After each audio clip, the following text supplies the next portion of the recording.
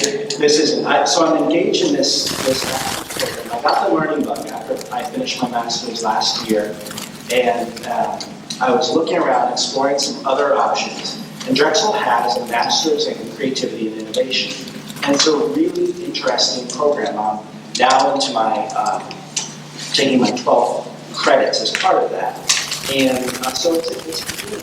But it's very interesting because you'll see a lot of contradictions throughout the day, or I might speak about a lot of contradictions throughout the day. And the reason why is, I think it's fair to say that everything that all of you might think about creativity and your creative strengths is exactly true. It's exactly true. And at the same time, the advancements in academic research and the ability to understand how people engage in a creative process is much more commonplace now. So we can rely on some research, some data, to better formulate the discussion around how we interact with individuals, what makes us creative, what we rely on to work through problem solving, and then also how do we bring creativity in terms of the process into an organization. So that's what I want to talk to you about today. You're going to need your clickers. These are all radio frequency IDs. Hopefully it works. We'll see. We'll find out. And it's completely anonymous. So you should use these knowing that your result is your result and no one else will know. But we'll get a real-time sense in the room of who thinks what about certain questions. So why don't we start right off? The first question, do you view yourself as a creative individual? Begin. Directed send? See, there are 81 responses, and I think they counted yesterday. So there we are. So, yeah, that's pretty remarkable. That's awesome. So we're off to a good start. Now, just because you answered no or not quite sure, part of today is to help us get there and to see if your opinion changes as we go through. Let's start with another question. Do other people view you as a creative individual? Are you ready? And there is music, but you can't hear it. It's kind of like that. All right, go.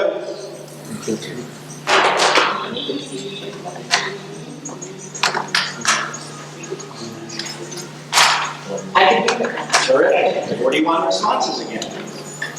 And here we go. So it kind of trends with your own perception of yourself. Sometimes that can be switched. But I think it's important, again, as you hear things today, and none of this, you're not going to walk out here today, none of us will walk out here today as sort of experts, and I've got this down. It's an evolving process. So as you think of some of this, just let it sink in and absorb, reflect on it, because that's when it'll start to make connections in different ways. So if you've ever made a meal, if you've ever gotten dressed, if you have never decorated your room as a teenager, or even now, rearranged office space, you are creative. When we talk about creativity, and this is really important, very important to understand, creativity represents novel, which is original, and new, useful, and relevant ideas that can be put to use. Novel, useful, and relevant ideas that can be put to use. So our efforts to advance creativity need very, very, very small little things that change the way we might do something, both as individuals and as an organization. It's original, useful,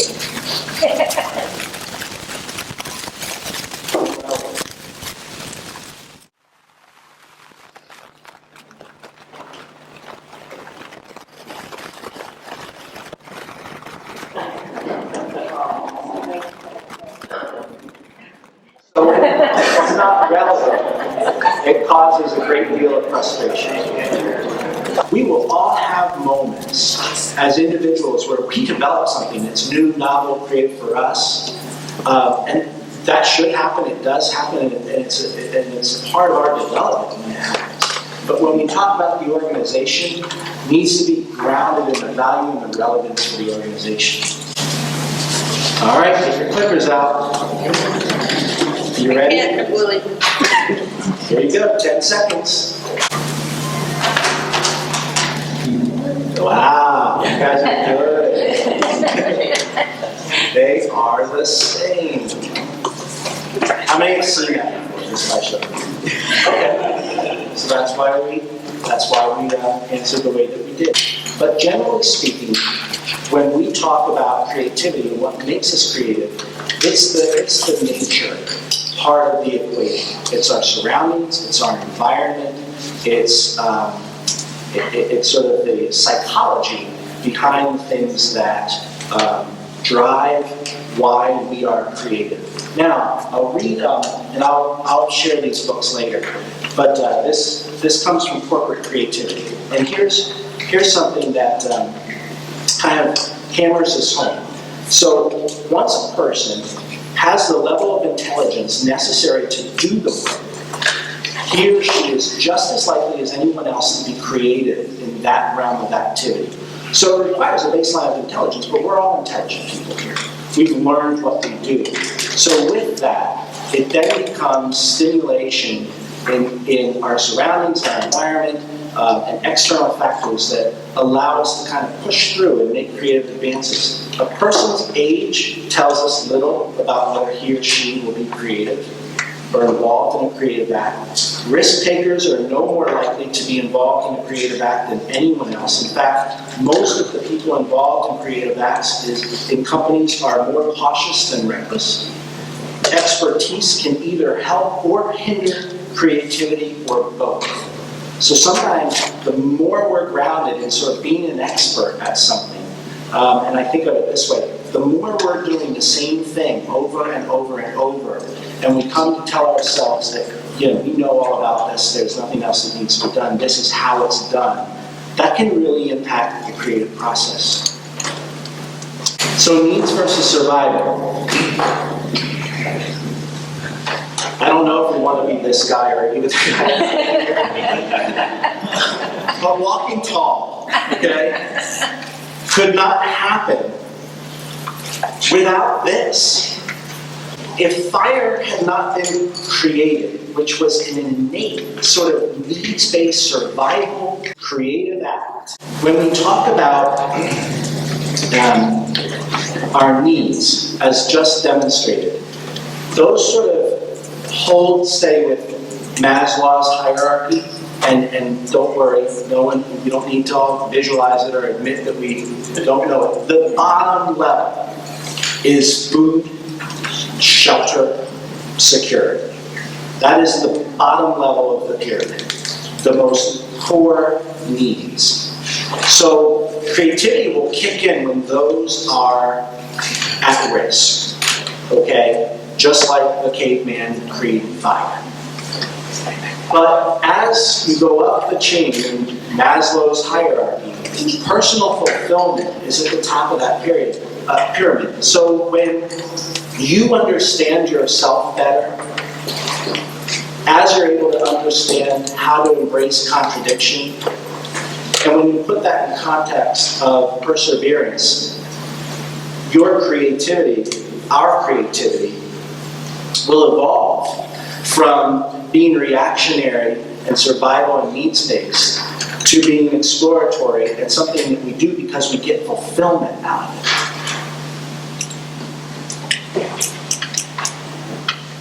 That's the big question. It's a question for all of us. Yes.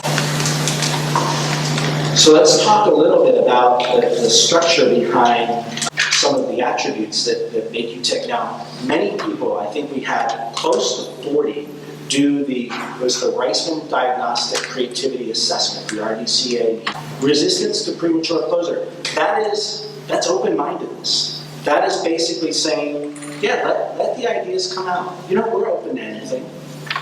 I think our intrinsic motivation is phenomenal. Look at that. What that tells us is that we as a group, and for all of you that took this assessment as individuals, really are driven by something inside you. So the contradictions, need you to be creative, but we have a deadline.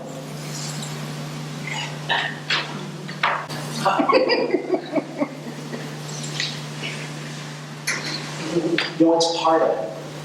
It really is part of it. We need lots of ideas, but then we need ideas that are relevant. But we need to think of what others are doing around us, what's happening in the world of education, what's happening in the world of technology. So we'll talk a little bit about service, creativity and service. Whatever you take away from today, and I hope it's a lot, and as you kind of chew on and think about the ways that you might want to engage or how it impacts your job at work, it's okay to just do it. I can tell you that there won't be a memo from me, there won't be a policy, don't wait for the next goals or strategies to engage in creative processes and ideas and teamwork. And we'll talk a little bit more about what that looks like. Don't be afraid. It's part of who you are to want to do that. All you said it yourselves, the very first slide. So when the light bulb goes off, that goes. And I think where the trust comes in, as long as you're remembering the relevance and the value, then how could you go wrong? It's being given the okay that we should be bringing some of our creative self into what we do at work. And the reason for that, I'm not suggesting anyone doesn't like their job, but the reason for that is if you're happy being creative and exercising that in whatever form it is, then bring it into what you do at work. So, get your clickers.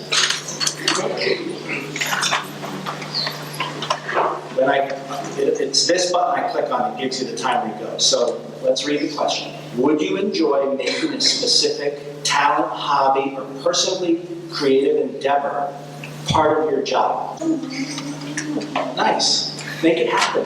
So I think we always have to challenge our perception. This is something where we constantly need to remind ourselves, before I say what I'm going to say, let's think about things. Because our environment changes. The lines aren't always equal. So let's talk about teamwork. Now, these are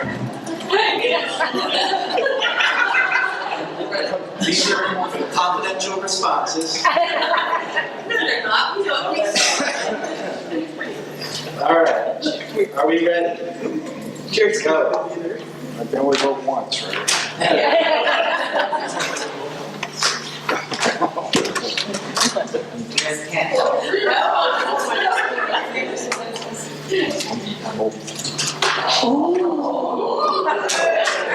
okay with that.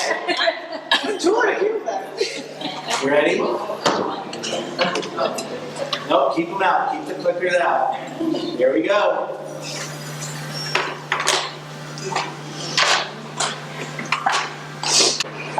So, when we talk about teamwork, the point of that fun little exercise was to take us to a place and an understanding that goes far beyond first floor, second floor, third floor, goes far beyond reference staff, circ staff, consultant, up room, mail room, reader's advisory. We are complex people that live a life beyond the walls of work. It becomes so trite, I think, to say, hey, we're all different, but we need to get along. No, we are different. We come at things differently. The research is in, and it's what I'm learning, and it's talked about in every single class that I take. the lone wolf creative genius is not good for an organization. The single idea person doesn't work. It is not healthy.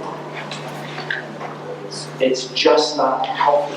So the path forward is to work as a team. Now this is intentionally unreadable, but no squelching. I love the term. Let me just read some of these. It can't be done, it won't work. Let's not reinvent the wheel here. Too blue sky, no way. Are you nuts? It's a waste of time. It's not a plan. Well, we did all right without it. It's too. It goes on and on. And the squelches, when we use them, we all use them, are the first line of defense that break down a cohesive team. And so the first tip I would give all of us is to not squelch. Remind yourself. In their organizations, there are lots of examples where in meetings, they make fun, they have fun with it. They've created a little, so I mean, this wasn't planned, I just thought of it at the moment. But for my son's baseball games, the air horn out. Right? So, I don't know, maybe the air horn when someone's, let's have fun, but let's remind ourselves and to help ourselves kind of get into a new mind frame. Evolutionary versus revolutionary creativity. So, here's the theory. You create something changes, and then you adapt. You take time to absorb that. You assess it. And then something changes again based off of a creative initiative. That's the way that we are going to approach creativity at the library. It's not through these radical, robust, huge endeavors to bring about change. Now, make no mistake, and this could be going back to the contradiction, it doesn't mean we do something big. It just means that we need to allow ourselves time to adapt. So it's been 2 years since we've renovated the second floor area. We're going through it, we're adapting to that change. And we're just now beginning to have the conversations on, okay, well, what's next? We know we learn from things. We learned things we did well in that process that we would want to improve in that process. And most of all, we learned we can do it on a shoestring budget. So now what do we want to do? Are there areas on the first floor or third floor that we can change and renovate? And we have that discussion and move forward. The conversation has been in place for 1.5 years now, and surveys and talking, and out on the road and feedback. And there will be a change, and it will be a big change for the library community, but the creative processes that bring that about are incremental. And then there'll be, that adapting. Okay, we've done this. Now let's take a look, and it might not fall too far after the event, but now let's look at the district structure now that we changed consultant structure. Okay, now let's look at the role the art libraries play in this great new world. On to the next thing, right? I really like this. We solve difficult problems, we create value, and advance humanity. We think about it. And it ties right into our mission of helping people, making libraries stronger, and transforming information into knowledge. We were all about this.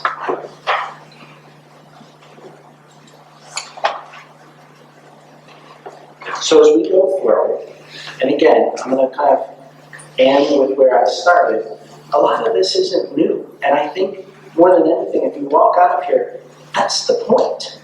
This is stuff that you already know, but when we talk about it, and we present some new ideas and new information in a little bit different context, you take away and you glean from things, and that's what makes a difference. All right. Everyone see the question? Nice. Very good. Congratulations.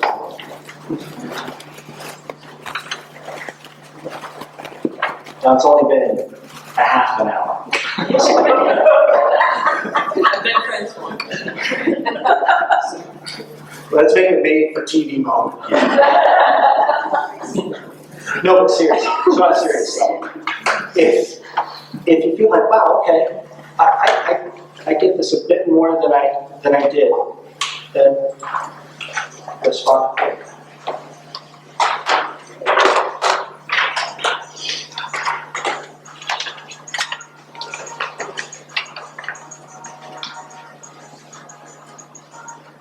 Nice. All right.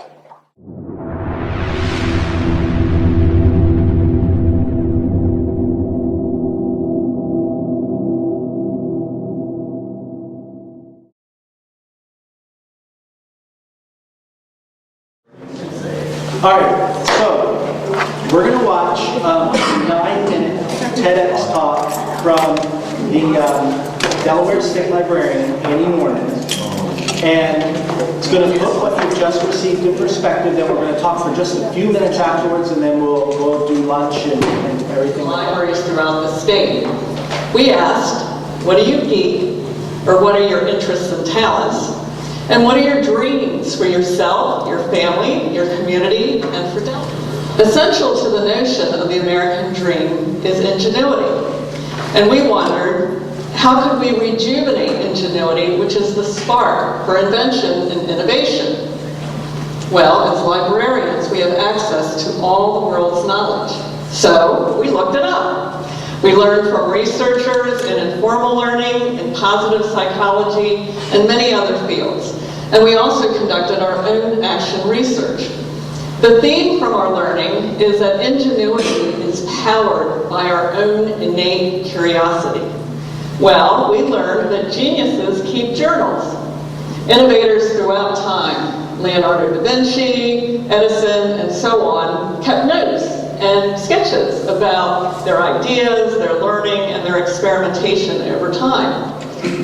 About 3 weeks ago, and then it was stalled because I was out of town, I asked Allison, Adam, Sarah, how can we recreate the learning journal developed by Delaware State Library, for all the reasons that Annie just discussed, and make it ours? You know, can we modify it to give it our look and feel and get this out to staff day? Well, the project that ensued was nothing short of a great creative example. Sarah has redesigned the contents to reflect our look and feel. So the cover, all of the tabs, Adam and his team engaged with Kate and Kim. Jonathan gave us feedback. Everything about that journal is 100% made except for the binder clip, which had to be riveted in. So it was 3 different boards representing front board, back board, and the binding. All of the covers were printed, glued, pressed, all of the pages reprinted, 3-hole punched, binder riveted in, and these are created. So, as she said, this is one tool in the kit. You may already engage in other types of activities, but take this, read through the different tabs because they really inspire different ways that you might want to capture what you're learning or feeling. This is definitely a great achievement. Adam, thank you very, very much.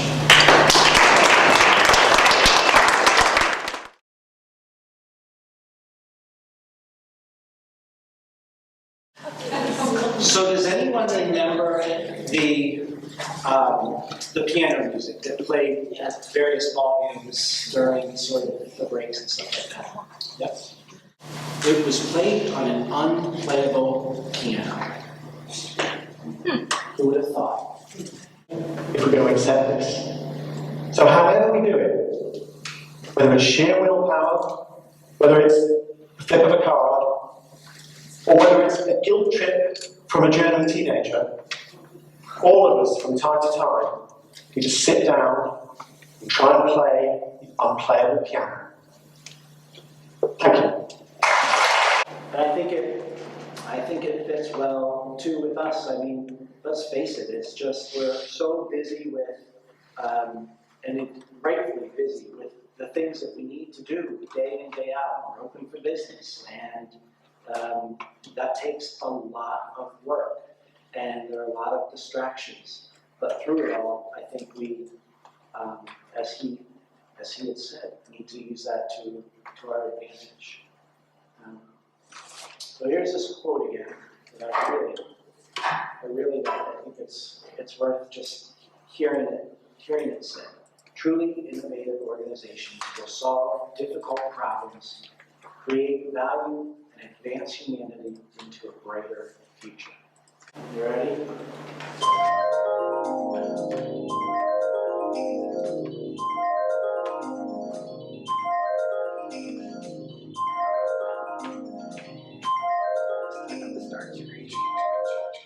Oh, fantastic. Nice. Good for you. Here you go.